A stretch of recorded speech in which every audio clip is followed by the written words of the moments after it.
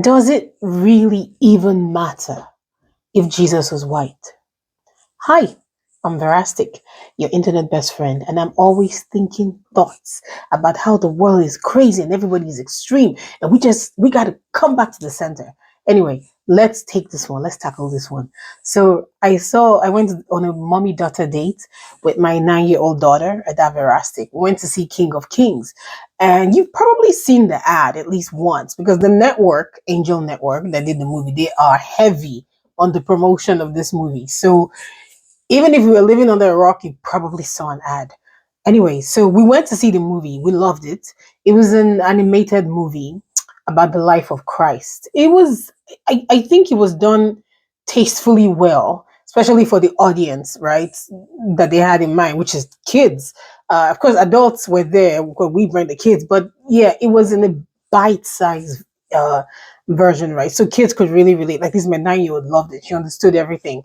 I think she's familiar with stories in the Bible anyway. So after watching the movie, I rather Googled just to see what people are saying about the movie, and most of the reviews were great. But there was one complaint that I spotted several times, and that's from people saying that Jesus in the movie was white. And when I say people saying it, I don't mean just black people, basically non-white people mostly. I don't know if I came across a white person complaining that Jesus was white, but when I read that, I thought, was he white? Because I didn't remember Jesus being white. I couldn't even really remember what race he was from the movie. So I literally had to Google images of Jesus from the movie to see, because what he looked like to me was, if I was going to define his race, he was racially ambiguous. I could not say he looked like a mix of everything, right? Yeah, that's the racially ambiguous. But anyway, some people complained that Jesus was white. You know what my daughter and I noticed from the movie, actually, because neither one of us noticed he was black or white. And I know my daughter didn't notice because she saw me scripting this video and she asked me what I was going to talk about. And I told her about people saying Jesus was white. And she said, was he white? And I was like, not to me, so she didn't notice that either. But what we did notice and what we talked about while we're in the movie theater was the noses of some of these characters were massive. Like, this wide and this long. It took up like half of their face. So we laughed about it. We thought it was fun because of course, it's an animated movie, right? So they're allowed to do that. Especially Barabbas, the inmate. Should I call him an inmate? The prisoner that was freed instead of Jesus. So his nose was the biggest of them all. I don't know if they did that to him because he was a bad guy, but yeah, his nose was the biggest. That's what we noticed. I wanted to talk about this. Now, let's first of all state the obvious, right? State the facts. And the fact is that black people and white people, or white people maybe and the rest of the world, have had uh history. We have history. Now let me speak specifically for my own race. Black people and white people, we have history. We know that there was colonization and slavery, and there's still active racism going on as we speak. So there's that.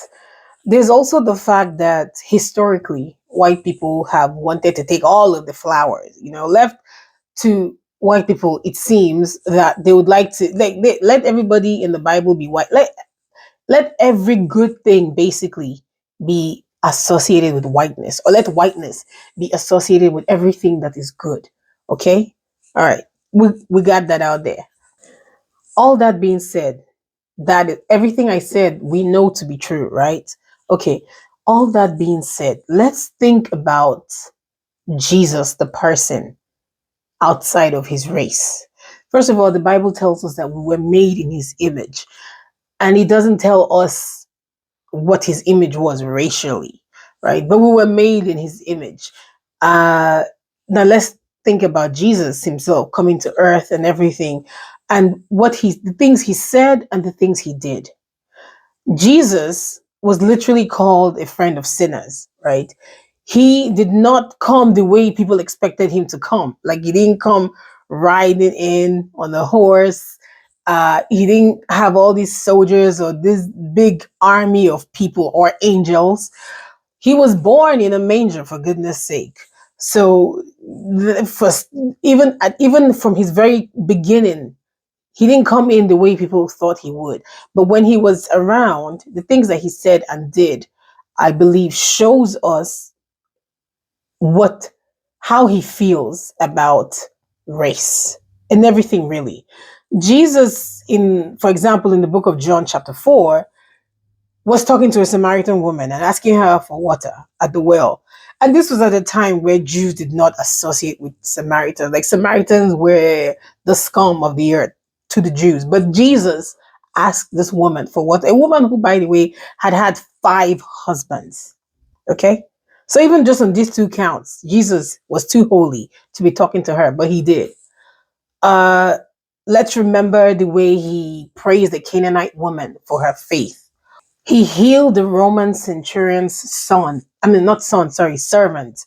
And again, this was Jesus being intentional, right? Being intentional about being transcendent. He wasn't preaching to any particular kind of people, whether it's gender, whether it's race, whether it's region that they were from. He preached to all. And he literally gave us a command saying we should go out and make disciples of all nations, all nations. So this is what I just want to say, that we are called to be like Christ.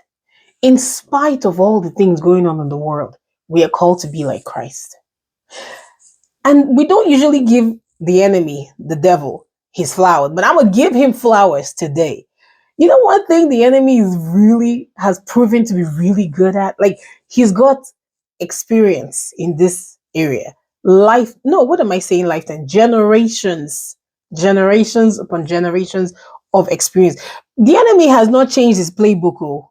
He has the same. The Bible tells he comes to steal, to kill, to destroy. Okay, so here's the thing.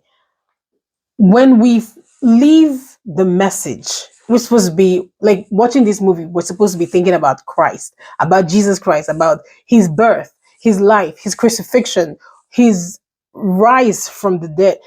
These are the things we're supposed to be thinking about. But instead, you watch the movie and you walk away saying Jesus was white. You know what that is? That is demonic distraction. Wait, hear me out. I know when we think about demons, we think about the big kahunas, like, oh, possession and witchcraft and devil worshippers and all this kind of things. Demons creeping out of dark places with 2 horns. That's what we think about. But one thing the devil has been good at, that we got to give him flowers for, is hiding in plain sight. Like I said, he hasn't changed his playbook. But instead of us focusing on the message of Christ, we focus on why is he white? And then the entire message of this movie is lost. And here I am now making a movie about the whiteness or lack of whiteness of Christ in the movie. That is not what this movie is supposed to be about. That's not what we're supposed to be thinking about.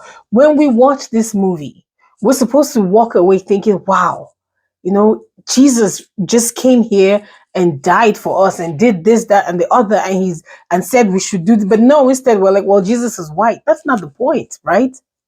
But that's what the enemy is really good at, distracting us. You know what this reminds me of?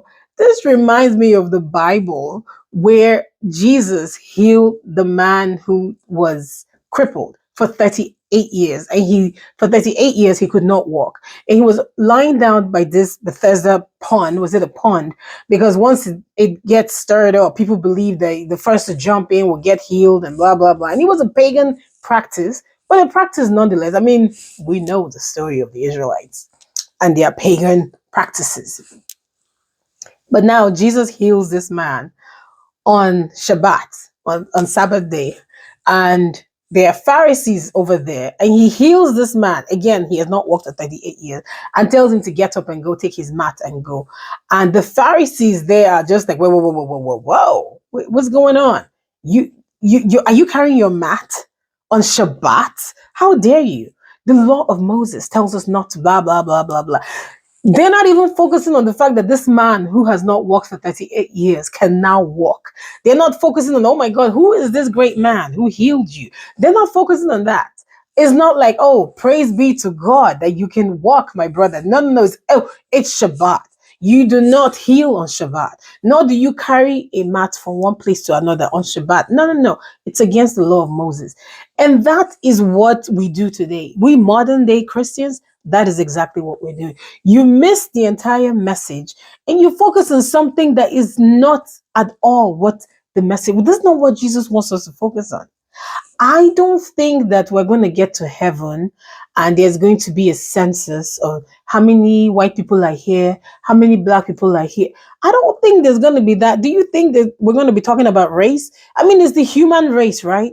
And we're all in a heavenly race, right? We're trying to make it to heaven. We're trying to live the best lives we can here so that when it is our time, we can be reunited with Jesus. Isn't that the whole point?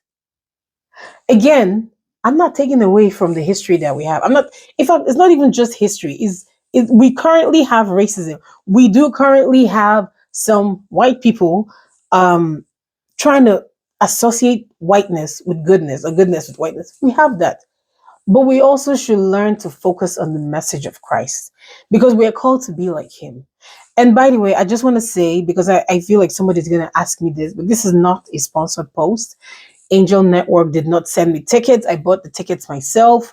They did not contact me to give a review, and I'm not even technically giving a review of the movie. I just want to focus on this part about Jesus being white, and I want to remind us of the reason for this entire season, the reason why we're able to be forgiven. The reason why we can just come to God directly. We don't have to look for a priest. We don't have to provide sin offerings and all that. There is a reason, and that's Jesus Christ. And I just want to remind us of that. Thank you so much for watching. If you enjoyed this video, please help my ministry. No, I'm not a pastor, but ministry. Help my content. Like it, subscribe to the channel, share, leave a comment. I appreciate it. Thank you so much. See you on the next video. Bye.